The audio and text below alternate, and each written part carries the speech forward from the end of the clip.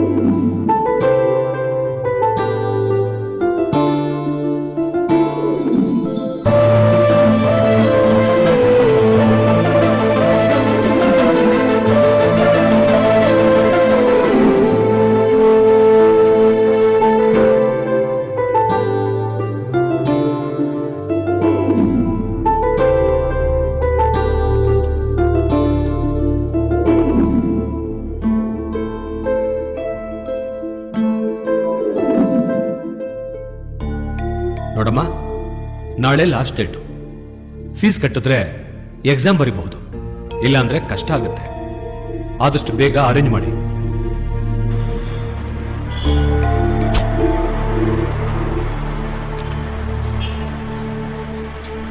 Exam fees ಕಟ್ಟಬೇಕು ಅಂದ್ಯಲ್ಲ, ತಗೋ. Thank you. ನಿನ್ ಬೈಕ್ ಎಲ್ಲಿ? ಗ್ಯಾರೇಜಲ್ಲಿದೆ. ಹಾ, ಮತ್ತಿದು? ಇದು ನನ್ನ ಫ್ರೆಂಡ್ದು. ಚಿಚಿ, ಇದು ನಿಂಗೆ ಚೆನ್ನಾಗಿಲ್ಲ. ಓಕೆ, ಬಾಯ್. ತ್ಯಾಗದಿ ಸುಖವಿದೆ ಎಂದರಿತೆ, ನಲ್ಮೆಯ ಗೆಳತಿಗೆ ನೇರವಾದೆ, ಒಲವನು ಬೇಡುತ್ತಾ ನೀ ನಿಂತೆ, ಪ್ರೀತಿಯ ಜಪದಲ್ಲಿ ಮೈ ಮರೆತೆ, ಬಾಳೆ ಒಂದು ಪರೀಕ್ಷೆಯಲ್ಲಿ ಪ್ರೀತಿ ನಿರೀಕ್ಷೆ, ಒಲವ ಸಿಹಿಯನ್ನು ಸವಿಯೋ ರಸಗಳಿಗೆ, ಮನಸ್ಸು ಮನಸ್ಸು ಬೆರೆತಾಗಾದುವೆ ಸವಿಸಲುಗೆ, ಸಾವಿರ ಕನಸ ಕಣ್ಣಲ್ಲಿರಿಸಿ ಲೋಕವ ಮರೆತೆ ಇವಳ ಜಪಿಸಿ, ಈಗಂತೂ ಖುಷಿಯ ಹಾದಿ ಕರೆದಂತೆ ಕೈಯ ಚಾಚಿ, ಸಂತೋಷ ತುಂಬಿತು ಮೈ ಮನದಿ.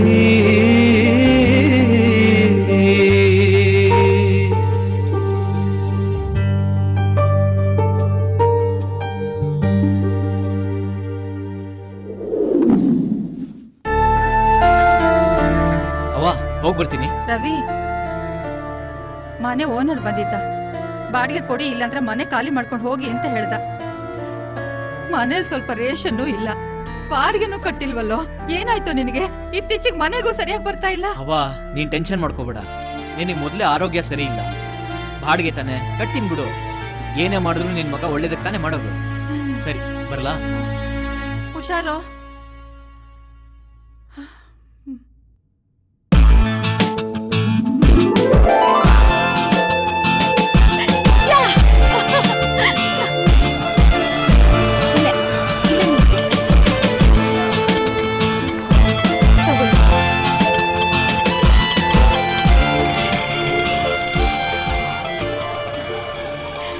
ರವಿ,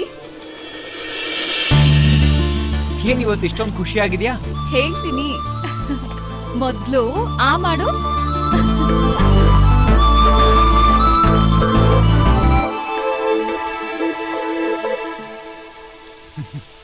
ಡಬಲ್ ಸ್ವೀಟ್ ಕೊಡ್ತಾ ಇರೋದ್ ನೋಡಿದ್ರೆ ಖುಷಿ ಅವ್ರಿಗೇನೋ ಡಬಲ್ ಖುಷಿನೇ ಆಗಿರ್ಬೇಕು. ಎಸ್ ಒಂದ್ ಸ್ವೀಟ್ ಪಾಸ್ ಆಗಿದ್ದಕ್ಕೆ ಇನ್ನೊಂದು ಕೆಲ್ಸ ಸಿಕ್ಕಿದ್ದಕ್ಕೆ. ಹೌದಾ? ಅಂತೂ ನಿಮ್ ತಂದೆ ಆಸೆ ನೆರವೇರಿಸ್ಬಿಟ್ರಿ. ಅದಕ್ ಮೂಲ ಕಾರಣ ನೀನೇ ತಾನೆ. ಕಷ್ಟ ಕಾಲದಲ್ಲಿ ನೀನ್ ನಮ್ ಕೈ ಹಿಡಿದೆ ಹೋಗಿದ್ದಿದ್ರೆ ಈ ಖುಷಿಯಾಗಿ ಇರ್ತಾ ಇರ್ಲಿಲ್ಲ. ನನ್ ಸಹಾಯಕ್ಕಿಂತ ನಿನ್ನ ಶ್ರಮನೇ ಮುಖ್ಯ. ನೀನ್ ಕಷ್ಟಪಟ್ಟು ಓದಿದಕ್ ತಾನೆ ಆ ದೇವ್ರು ಪ್ರತಿಫಲ ಕೊಟ್ಟಿದ್ದು. ಅಂದ್ಹಾಗೆ ಈ ವಿಷಯ ಅಮ್ಮಂಗ್ ಹೇಳಿದ್ಯಾ ತಾನೆ? ಹೇಳ್ಬೇಕು. ನನ್ ಖುಷಿಗೆ ಮೊದಲನೇ ಕಾರಣ ನೀನೇ ಅಲ್ವಾ, ಅದಕ್ಕೆ ಮೊದ್ಲು ನಿನಗೆ ಹೇಳ್ಬೇಕು ಅಂತ ಬಂದೆ. ಈ ಸ್ವೀಟ್ ಎಲ್ರಿಗೂ ಕೊಟ್ಬಿಡು. ಸರಿ, ಬರ್ತೀನಿ. ಸರಿ.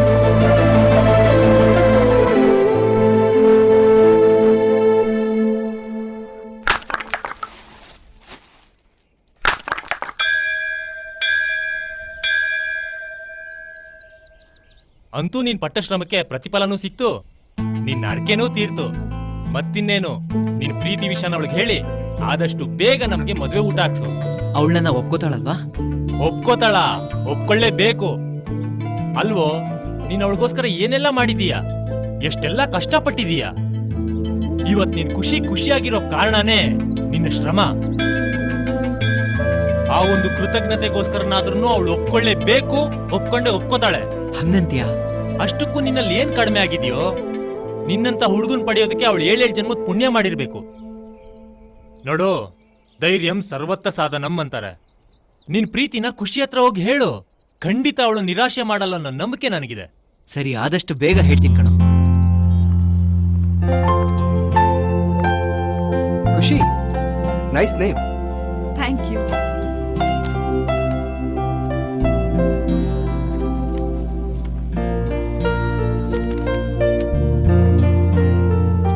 Nice, your appointed. Thank you. ನಾಳೆನೇ ಜಾಯ್ನ್ ಆಗಿ. Thank you sir. All the best. Thanks.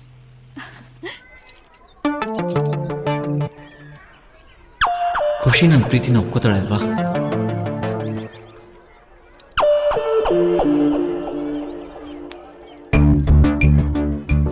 Khushi ನನ್ನ ಪ್ರೀತಿನ ಒಪ್ಕೋತಾಳೆ ಅಂದ್ರೆ ಈ ಕಡಲೆಕಾಯಿ ಬೀಜ ಆ ಗುಂಡಿಲ್ ಬಿದ್ದೇ ಬೀಳುತ್ತೆ. ಅವಳು ಒಪ್ಕೊಳ್ದೇ ಇದ್ರೆ ಛೆ, ಅವಳನ್ನ ಒಪ್ಕೊಂಡೆ ಒಪ್ಕೋತಾಳೆ. ನನಗೆ ಚೆನ್ನಾಗಿ ಗೊತ್ತು. ಛೆ, ಇದು ಬಿದ್ದೇ ಬೀಳುತ್ತೆ.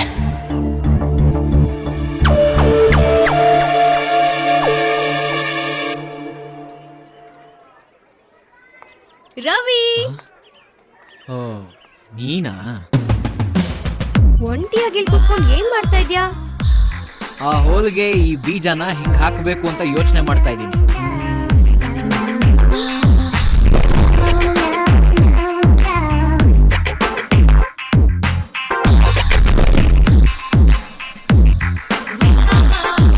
ಏನ್ ಮಾಡ್ತಿದ್ಯಾ?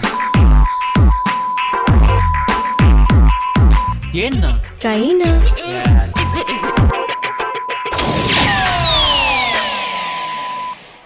ನನ್ನ ಮೂಡೆಲ್ಲ ಹಾಳು ಮಾಡಲ್ಲ. ಅಯ್ಯೋ,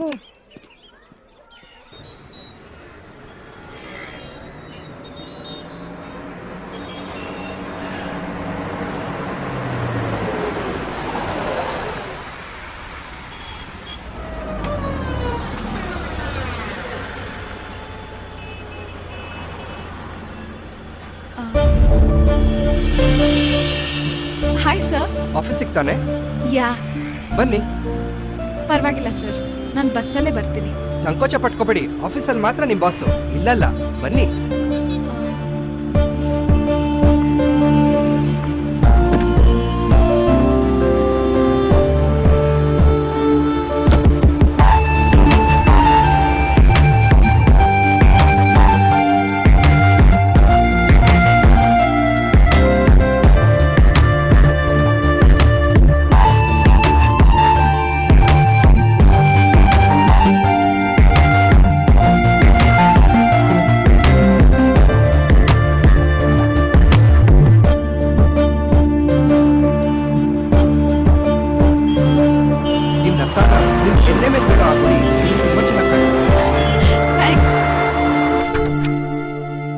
ಆಂಟಿ, ಆಂಟಿ, ಯಾರು?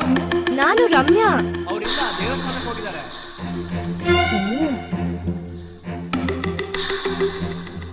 ಆಂಟಿ ಮನೇಲಿ ಇಲ್ಲ. ಹೇಗೂ ಮಂಚ ಬೇರೆ ರೆಡಿ ಆಗಿದೆ, ಬೆವರಿಳಿಸ್ಬೋದು.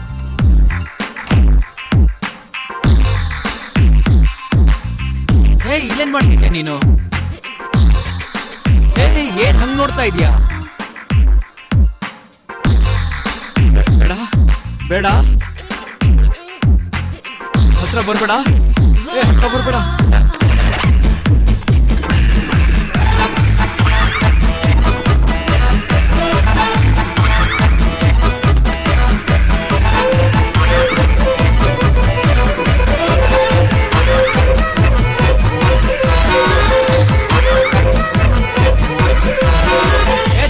ಚುಚ್ಚಿಬಿಡ್ತೀನಿ, ಹತ್ರ ಬರ್ಬೇಡ. ನೀನ್ ಚುಚ್ಚಿದ್ರೆ ಬೇಡ ಅಂತೀನ.